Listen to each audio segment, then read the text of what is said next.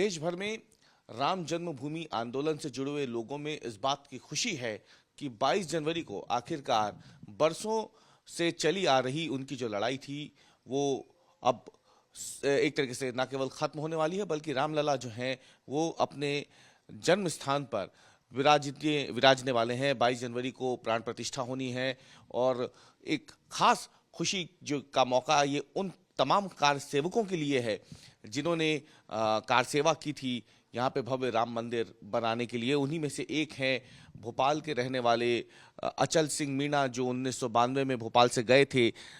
गए तो यहाँ से चल के थे, लेकिन दुर्भाग्यवश वहाँ पे जब ढांचा गिरा तो उस समय उसका एक हिस्सा इनके ऊपर गिरा और उसके बाद से फिर ये एक तरीके से दिव्यांग हो चुके हैं। अब पूरी तरीके से दूसरों की सहायता पर तो निर्भर हैं, लेकिन अब इन्हें इस बात की खुशी है कि इनके जीते जी ये अब अपनी आंखों से रामलला को गर्भगृह में विराजते हुए देख सकेंगे। तो अचल मीणा से हम बात भी करते हैं।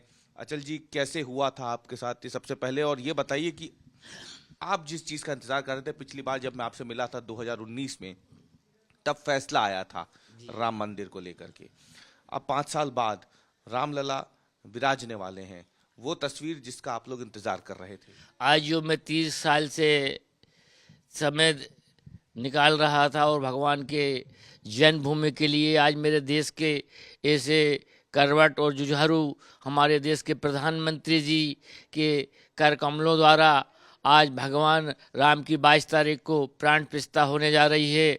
और इसके बाद में जब उस समय गया था अयोध्या की ऐसी दशा थी, आज हमारे योगी जी जहाँ के मुख्यमंत्री है, तो आज मैं टीवी में देखता हूँ तो जैसे हर गली ऐसी चमकती है जैसे कि देखने के योग है। और पहले जब अयोध्या का ये हाल था कि वैसे हर घर मकान जो है अयोध्या के अंदर किसी न किसी देवता की मूर्ति मैंने अपने आँखों से देखी। मैं वहाँ उस समय भोपाल से गया था, हनुमान गढ़ी में जो है हमने 5 तारीख को हम वहाँ रुके और इसके बाद हम लोगों ने जो स्नान करके 5 तारीख को हम स्टेज पे पहुँचे। अपने राम मंदिर के सामने स्टेज था और वहीं लक्ष्मण जी का जो है गर्भगृह था, वहाँ पे हम लोग रुके। तो वहाँ इनका स्टेज लगा हुआ था, वहाँ हम लोगों को बताया गया कि आप जो है कल 6 दिसंबर को एक एक मुट्ठी मिट्टी लेके आओगे सरयू जी की। तो हम लोग जब सुबह 6 दिसंबर को नहा धो के 11 साढ़े 11 बजे होंगे और हम एक मट्टी लेके आए। और इसके बाद ये हमारे अडवाणी जी, उमा भारती जी, काफ़ी नेता हमारे वहाँ से, सिंगल जी, किसी को उस समय दूसरे रोज तक बोलने का समय भी नहीं दिया। और कार सेवकों ने सोचा, बेर बेर हमारे कार सेवक, कुछ कार सेवक 90 में भी गए होंगे, तो उन्होंने एक कार सेवक की बहन थी, अब ये मालूम थी वो कहाँ की थी, वो चढ़ने लगी थी। तो फिर मना किया कि दुर्गा वाहिनी कोई भी कार सेवा ना करे। और हम लोग जो है ना सुनते हुए कार सेवक, ओ भगवान ने मती करी साहब, इतनी बंदूकें थी, पुलिस लगी हुई थी, दर्क भी नहीं जाता, लेकिन भगवान मती वही देने वाला। ये तो हमारा तो एक मोहरा है, सब ये भगवान ने ही किया। मेरे देखने में तो ये आ रहा है हम लोगों का खाली एक मोहरा है कि हम लोग जो है इतने कर ही नहीं पाते जो काम, जो भगवान ने ही करा है। जैसे रामायण में सारी चीज़ें लिखी है, जैसे भगवान ने किया, समझ लो हम लोगों की बस की नहीं थी। ये कार सेवकों की, सब मेरे देश के पूरे कार सेवक हिंदू भाइयों की आज जो है खुशी की लहर है। तो मेरा तो एक खाली एक नाम सहयोग है, बाकी पूरा मेरा देश का 80% जो हिंदू है सब आज खुशी की लहर में। मुझे भी इस बात की खुशी है आज कि आज मैं 31 साल से 30 साल की उम्र में मेरे ये शरीर में ये लगी, इसका मुझे कोई दुख नहीं। और ना मुझे किसी का सहयोग ना देने की भी मुझे कोई दुख ही नहीं है। ना करे, नहीं किया, ठीक है। मैंने समझा मन में कि अगर मैं गर्भ से होता तो किससे कहता, कहीं एक्सीडेंट, इसलिए मैं ना तो किसी से सहयोग मांगा ना मांगूंगा। मैं तो यही एक अपेक्षा चाहता हूँ कि मोदी जी मेरे देश के प्रधानमंत्री हैं, कि जो भी कार सेवक गए हैं, मुझे इस बात का दुख नहीं है कि मुझे निमंत्रण नहीं दिया, ठीक है, लेकिन क्या है कि एक देश बहुत बड़ा है। अब जैसे नहीं दे पाए तो कार सेवक, हम सभी कार सेवकों की जो है ध्यान दे और मदद ना करके उनको राम मंदिर के जन्मभूमि में बुलाने का अनुरोध करता हूं। मैं मुख्यमंत्री से भी अनुरोध करता हूं। मैं अपने क्षेत्र के विधायक जी के, उस समय जिला संयोजक थे, इनके ही सहयोग में, इनके ही निराकरण में हम लोग गए थे।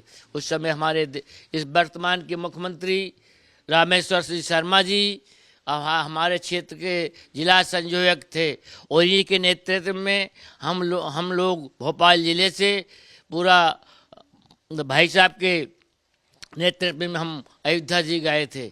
और हमारी व्यवस्था जो है हनुमान गढ़ी में, हनुमान जी गढ़ी के अंदर हम रामेश्वर शर्मा जी के नेतृत्व में हमारा। अब ये बताइए अचल जी कि अब तो लंबा समय हो गया, राम मंदिर जाकर के रामलला के दर्शन करने की इच्छा कितनी है और प्रधानमंत्री जी से आप क्या कहना चाहते हैं या मुख्यमंत्री मोहन यादव जी से क्या कहना चाहते हैं? मैं यही चाहता हूं कि पहले तो मेरे मुख्यमंत्री से भी कहना चाहता हूं कि मुख्यमंत्री आपका क्षेत्र का कार्य जितने भी कार्य सेवकों ने किया है उनका पूर्ण ध्यान दें।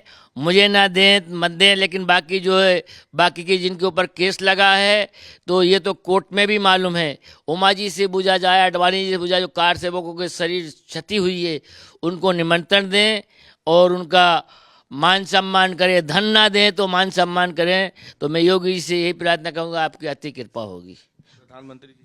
प्रधानमंत्री जी से भी मैं यही निवेदन चाहता हूँ कि मेरे प्रधानमंत्री हमारे मोदी जी, आज उनके नेतृत्व में आज भगवान राम का मंदिर बनने जा रहा है। मुझे अति प्रसन्नता है कि आज जो खुशी मेरे दिल में है, 30 साल से मुझे किसी तरह का जो है सहयोग ना करते हुए भी मुझे भगवान ने, मेरा परिवार जो चला भगवान के नेतृत्व में, तो इससे मैं अति खुशी हूँ। और मेरा जो है आज मेरे MP के मोहन यादव जी से भी मैंने निवेदन किया है कि मुझे दर्शन कराने की, अभी नहीं 22 को नहीं तो मुझे बाद में किसी तरह भी भगवान के दर्शन करवाएंगे।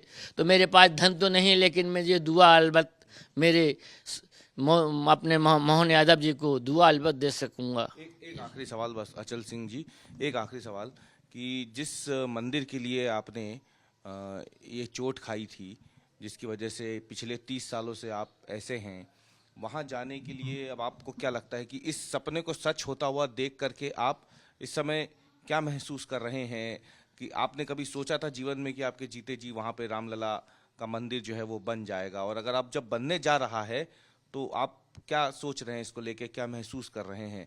ये क्या आप इसे अपनी जीत के तौर पे देखते हैं? आपको लगता है कि आपका जीवन सफल हुआ? ये एक मेरी जीत नहीं है, ये मेरे पूरे भारत की जीत है। ये मेरी जीत नहीं, एक मैं तो खाली मोहरा हूँ। एक मेरे जैसे कई बेचारे कार सेवक 97 में मुलायम सिंह ने गोलियां चलवा दी थी, बेचारों की बहनें और भाइयों, आज कहीं मैं देखता हूँ टीवी के अंदर, उनके भी जो है कार सभा के लिए कईयों को तो निमंत्रण दिया, कुछ नहीं दिया। लेकिन मैं यही चाहता हूँ जैसे कि समय सन 92 में हम 46-47 लोग जो है तो वो केस भी चला हमारे ऊपर।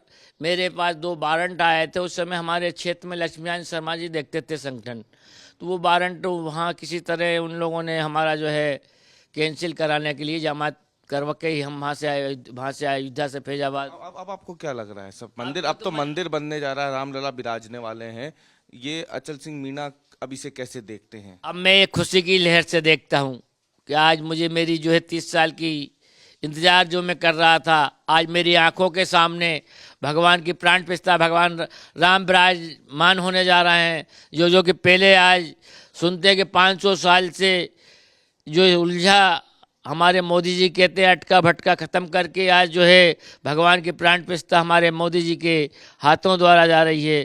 तो मैं अति प्रसन्न हूँ, कम से कम मेरे आंखों के सामने देख तो रहा हूँ कि भगवान की आज जो है प्राण प्रतिष्ठा अयोध्या जी में होने जा रही है। तो मैं तो एक देख ही रहा हूँ टीवी में, यहीं से मेरी आत्मा अति खुशी रहती है। बात करने की अचल सिंह मीणा थे, कार सेवक थे, 1992 में गए थे, लेकिन उसके बाद वहाँ पर चोटिल हो गए और उसके बाद से फिर अब ये तब से दिव्यांग हैं और अब मांग कर रहे हैं प्रधानमंत्री नरेंद्र मोदी से और मध्य प्रदेश के मुख्यमंत्री मोहन यादव से कि 22 जनवरी को तो वो यहीं से बैठ करके भगवान रामलला की प्राण प्रतिष्ठा का समारोह जो है वो देख लेंगे, लेकिन जिस लक्ष्य के लिए इन्होंने अपने शरीर पे ये चोट खाई थी, जो शायद अब कभी ज़िंदगी में ठीक होने भी नहीं वाली है, इनकी ये मांग है प्रधानमंत्री और मुख्यमंत्री से कम एक बार जीवन में वो सरकार की तरफ से इन्हें रामलला के दर्शनों का जो लाभ है वो जरूर मिल सके। तो ये मांग इन्होंने जरूर की है। कैमरामैन अमरीश के साथ अवीश पाल सिंह, भोपाल, आज तक।